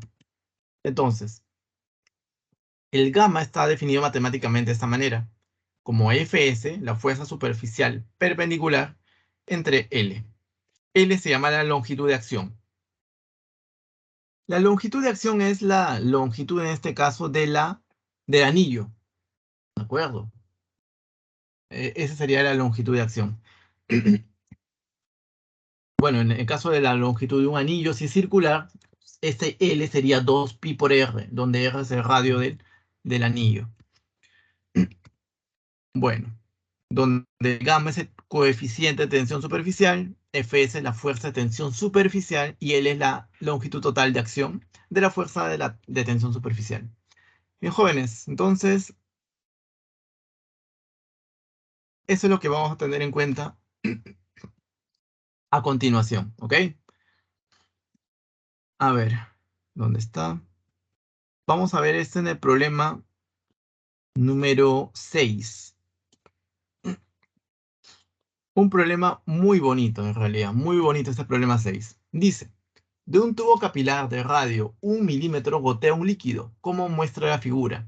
Si las gotas de líquido formadas por la acción de la fuerza de tensión superficial Fs son esféricas, en el momento de desprenderse, determine el radio de las gotas. Entonces, jóvenes, ¿qué hacemos en este caso? Hacemos lo siguiente. Primero, dibujar. ¿Dónde está la gota? Ahí la estamos observando, ¿de acuerdo? La gota, lo que vamos a hacer a continuación es, primero, este capilar tiene un cierto radio, ¿de acuerdo? Y acá tenemos nuestra gota. Lo que vamos a hacer a continuación es hacer un diagrama de cuerpo libre a la gota. ¿Qué fuerzas actúan sobre la gota? Primero sería su propio peso, ¿cierto? mg. Ahora, ¿qué otra fuerza no permite que la gota caiga, sino que la gota esté pegada al capilar? ¿Cuál sería? La fuerza superficial, jóvenes, si te das cuenta. La fuerza superficial. Estos vectores de color amarillo, la suma vectorial sería el Fs. ¿De acuerdo? Entonces, sobre la gota está actuando dos fuerzas. Hacia arriba el Fs y hacia abajo el mg. ¿De acuerdo, jóvenes? Es algo parecido como lo que hemos visto hace un momento, pero quiero ver si ha quedado claro, si no, para volver a explicar esto.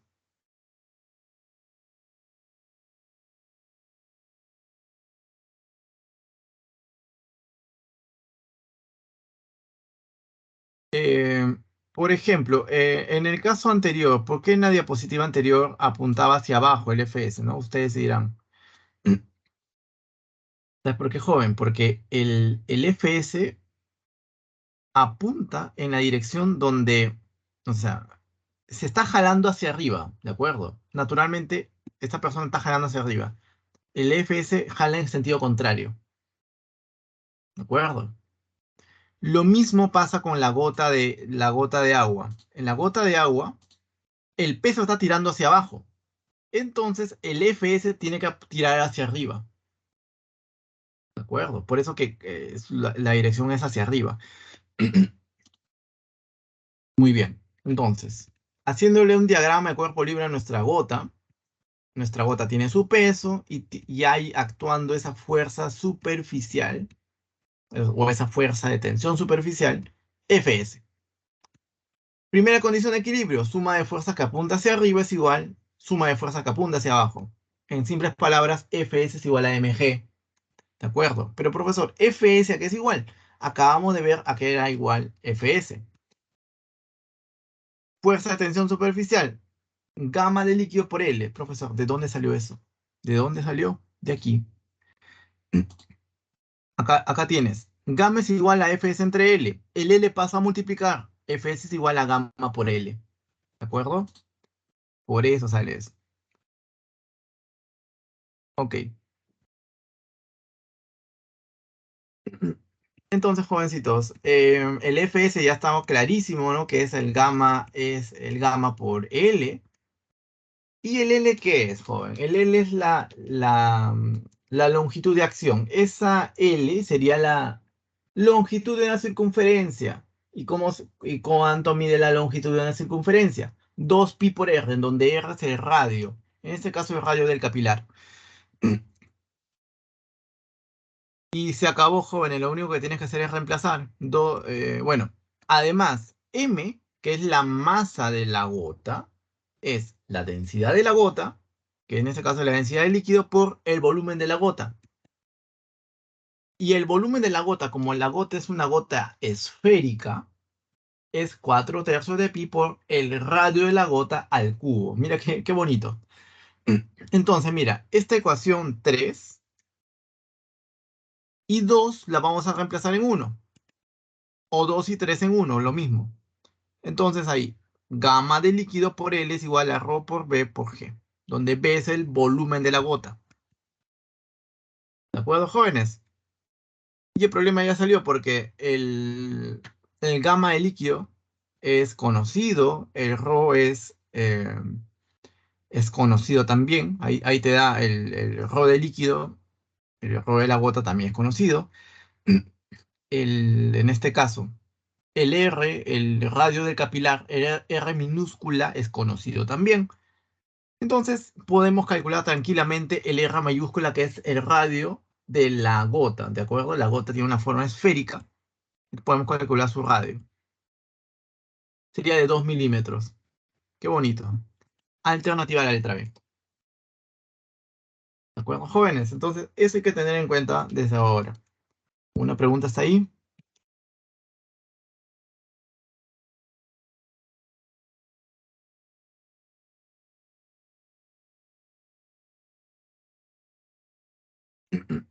Muy bien. Jóvenes, ahora vamos a pasar a un terreno bastante bonito. Inclusive en San Marcos hay una ingeniería que se llama mecánica de fluidos. Lo que pasa es que los fluidos son hasta ahora un misterio. No se conoce bien la dinámica completa de un fluido. Se saben por aproximaciones, pero no se conoce a ciencia cierta cuando uno tiene un determinado fluido, el comportamiento de ese fluido, etcétera, etcétera. ¿Ok? Entonces inclusive es una ingeniería, como les acabo de mencionar, en San Marcos, mecánica de fluidos. Bueno, dice, un fluido se llama ideal cuando sigue una trayectoria denominada línea de corriente. Y ese fluido ideal, jóvenes, como están viendo ahí, tiene 4 características. Primera, que es uniforme, densidad constante. Segunda, incompresible, o sea que no se puede comprimir. ¿Ok? Volumen constante. Tercero, no viscoso, o sea, no hay fricción interna. Cuarto, no turbulento, no hay remolinos dentro del fluido. Entonces, si esas 4 características se cumplen, estamos hablando de un fluido ideal. ¿De acuerdo, jóvenes? Ahora, vamos a ver algunos conceptos. Por ejemplo, ¿qué es caudal? Indica el volumen de un fluido en un determinado intervalo de tiempo. Entonces, Q es igual a volumen B entre T. Eso es lo que me indica. Caudal es igual a volumen entre tiempo. ¿Cuánto en un determinado tiempo, cuánto volumen, por ejemplo, uno puede llenar en ese vaso? ¿De acuerdo? Eso sería el caudal. Ahora, ¿de esa manera se puede definir el caudal? No, hay otras formas de definirlo al caudal. Eso es justamente lo que vamos a hacer a continuación. Entonces, caudal. Si el fluido se transporta por un tubo, se puede expresar el caudal de esa manera, como el área área de la sección transversal por la rapidez media del fluido. Entonces acá tenemos ese tubito, ese tubo, ahí tenemos la rapidez media del fluido y ahí tenemos el área de sección transversal. ¿De acuerdo? Entonces, A por rapidez, área por rapidez también te da el caudal. Es otra manera de calcular el caudal. O sea, hay 2 maneras de calcular caudal. ¿De acuerdo? Bien, jóvenes.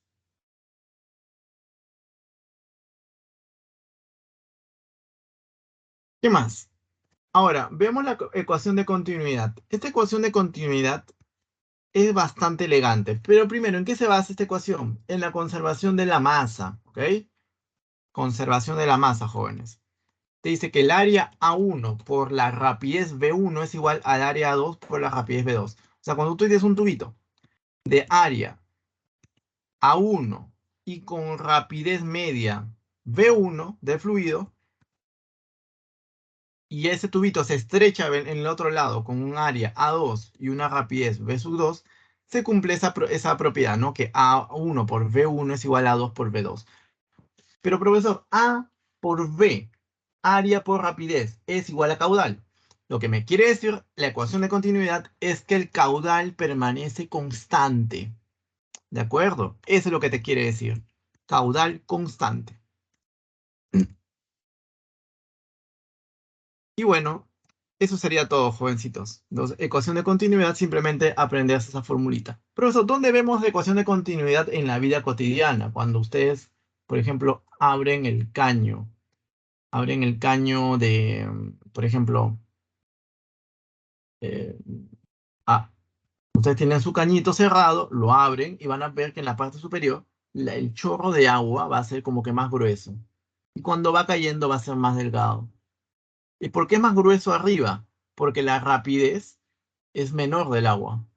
¿Y por qué más delgado abajo? Porque la rapidez del agua es mayor. El área de sección transversal del agua y la rapidez del agua son inversamente proporcionales. Como lo ves, A por B es igual a una constante. A y B inversamente proporcionales. Por eso, cuando la rapidez es alta, el área de sección transversal es pequeña. Y viceversa. ¿Ok? Bien, jóvenes. Hemos hablado muchas veces de esas magnitudes inversamente proporcionales, directamente proporcionales. ¿Ok? Ahora, jóvenes, si la ecuación de continuidad se basaba en la conservación de la masa, la ecuación de Bernoulli se basará en la conservación de la energía. Entonces, acá tenemos un tubito de nuevo, ¿no? Que va a transportar un fluido. Vamos a colocar nuestro nivel de referencia. Y en este punto 1 vamos a tener una sección transversal A1, una rapidez V1 y una presión P1. ¿De acuerdo? Y bueno, y respecto al nivel de referencia, una altura H1. Y en el punto 2 tendremos un área de sección transversal A2, una rapidez V2 y una presión P2. Y respecto a ese nivel de referencia, un H2. ¿Qué dice la ecuación de Bernoulli? Esto es lo que te dice. Que la presión P1 más un medio de ρ, que es la densidad del líquido, por V1 cuadrado más ρ por G por H1 es igual a una constante. O sea, en el punto 2 es lo mismo, pero para evaluado en 2. En el punto 3, por ejemplo, sería lo mismo, pero evaluado en 3. ¿Estamos de acuerdo, jóvenes? Ahora, si nos damos cuenta de manera muy minuciosa, esa sería una generalización de la ecuación de presión-profundidad que hemos visto en hidrostática. Este término, jóvenes, el 1 medio de ρ v cuadrado, es el que va a generalizar esa ecuación. ¿De acuerdo?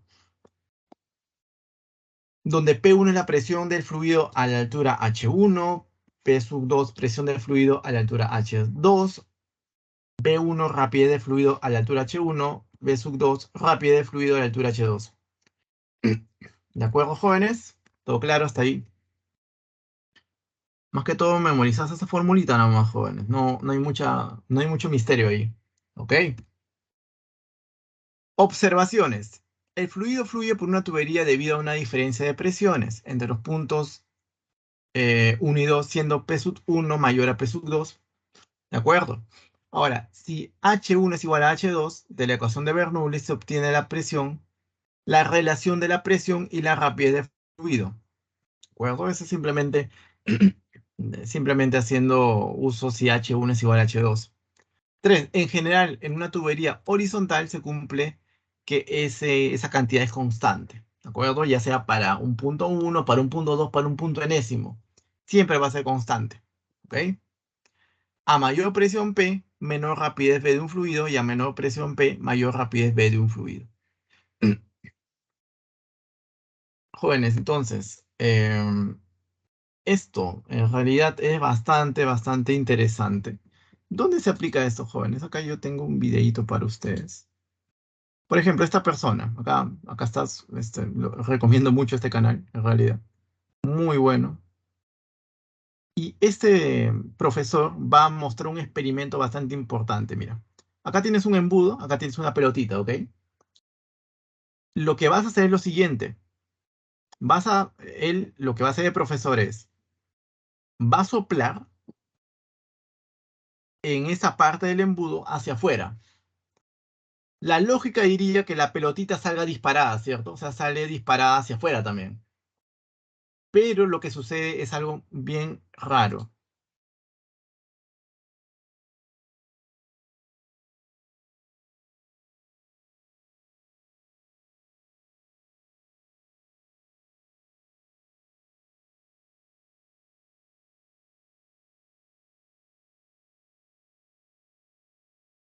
Se dieron cuenta, jóvenes, algo muy antiintuitivo. Claro. ¿Por qué la pelotita permaneció pegada mientras el profesor estaba soplando? ¿Por qué? ¿Por qué sucedió eso? La explicación está justamente. ¿Dónde está? Aquí. Principio de Bernoulli. Esa sería la explicación. ¿De acuerdo? Si hay tiempito, podemos aclarar ese tema, ¿ok? Pero así como ese experimento, hay muchos experimentos muy contraintuitivos, muy alucinantes, que utilizan el principio de Bernoulli, ¿ok? O ecuación de Bernoulli en este caso. ¿De acuerdo, jóvenes? Entonces, ¿alguna pregunta por ahí? Sí, pregunta.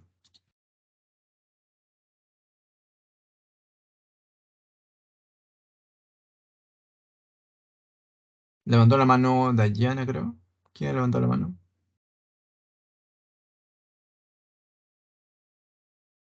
Bueno, excelente. Bueno, jóvenes, bueno, este es un tema bastante interesante, pero vamos a hacer un problemita nada más, ¿no? No vamos a restringir un problema. Problema número 7. Dice, dice lo siguiente.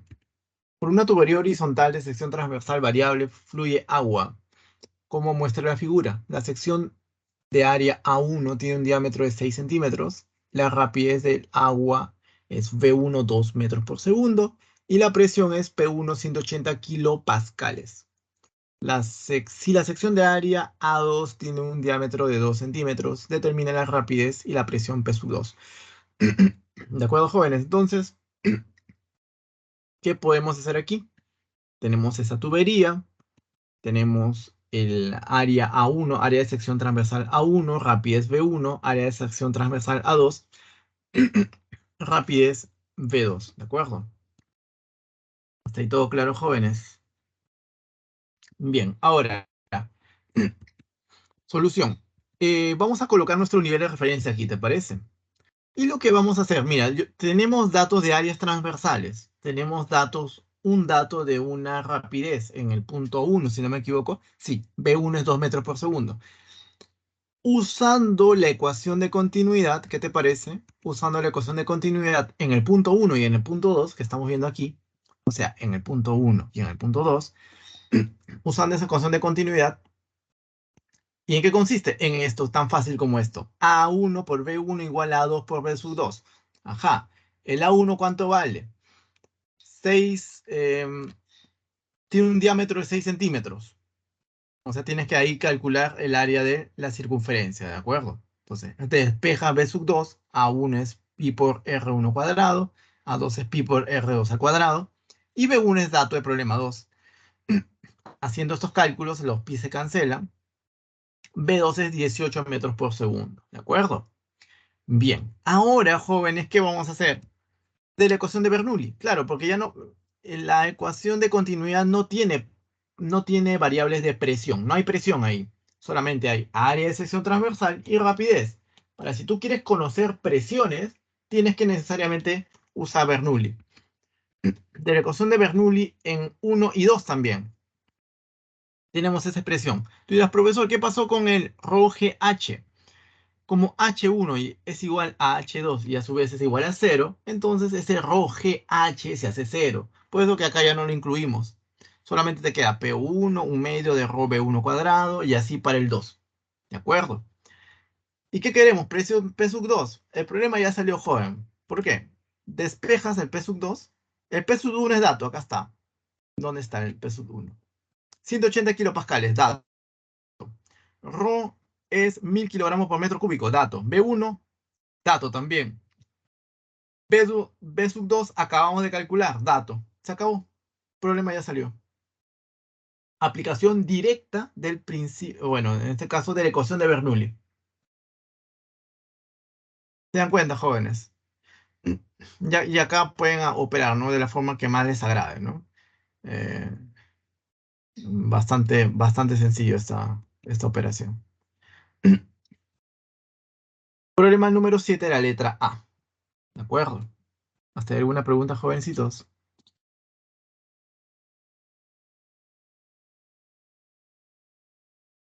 Ujú.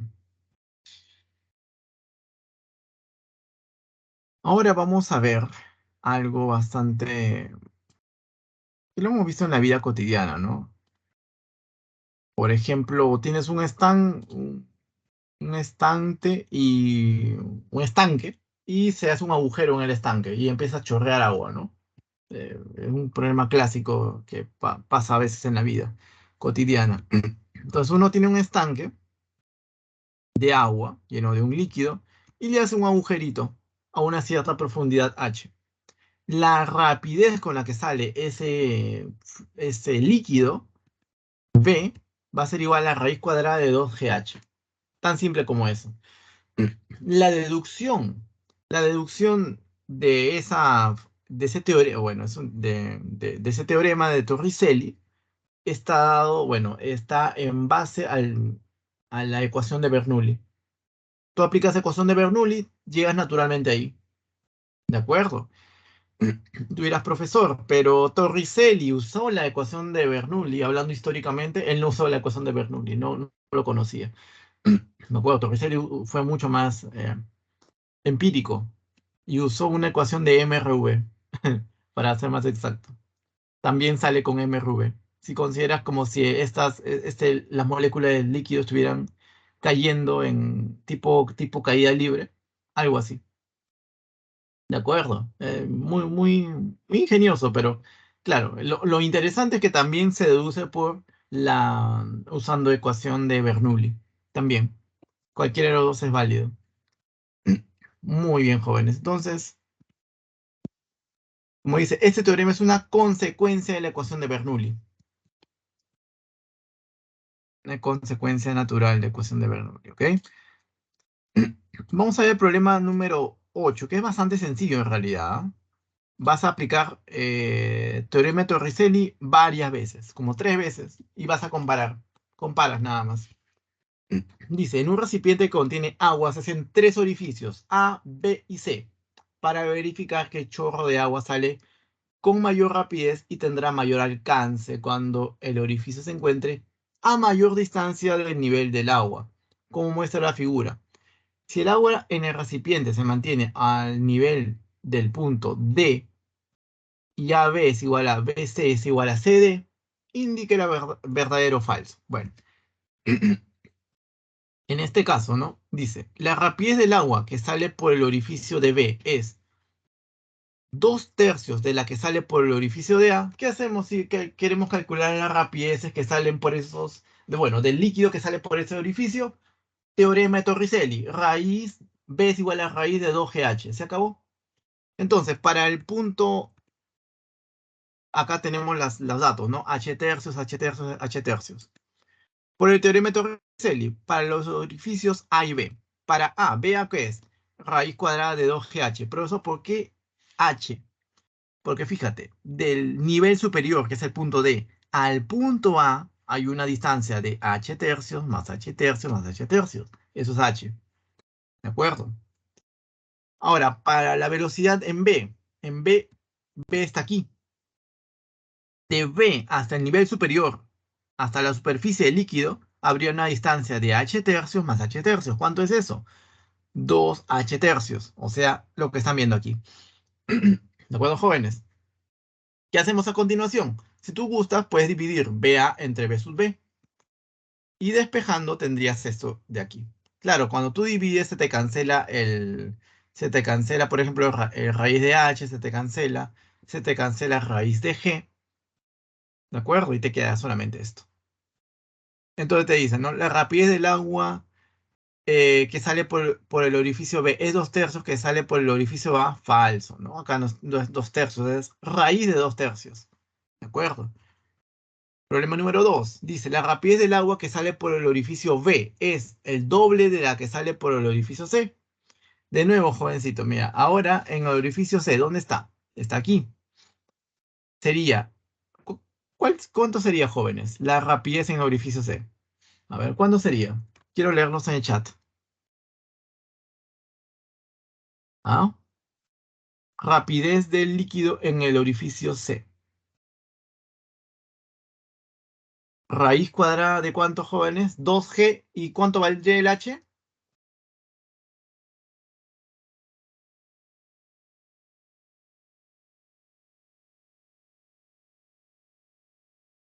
H tercio, ¿cierto, no? Todos me siguen, jóvenes. Ya.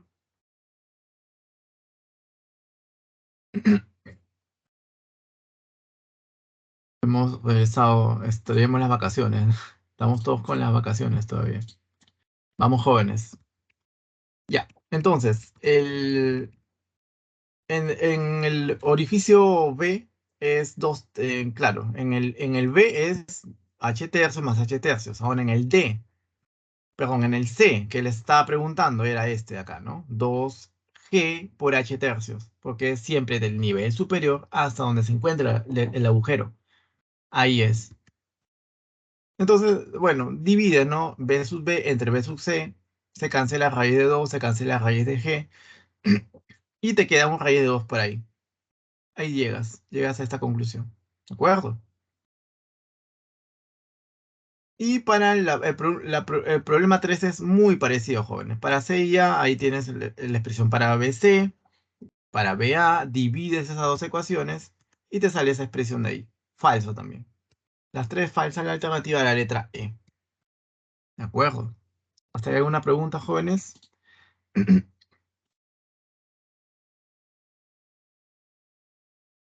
Bueno, a ver, los leo.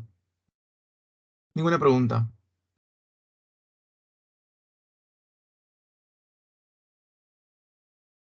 Al menos la mitad de la clase quedó clara. ¿Qué dicen ustedes? Creo que sí, jovencitos, ¿no? Me preocupo mucho por ustedes.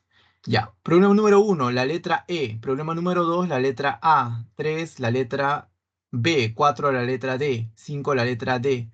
6, la letra C. 7, la letra C. ¿De acuerdo?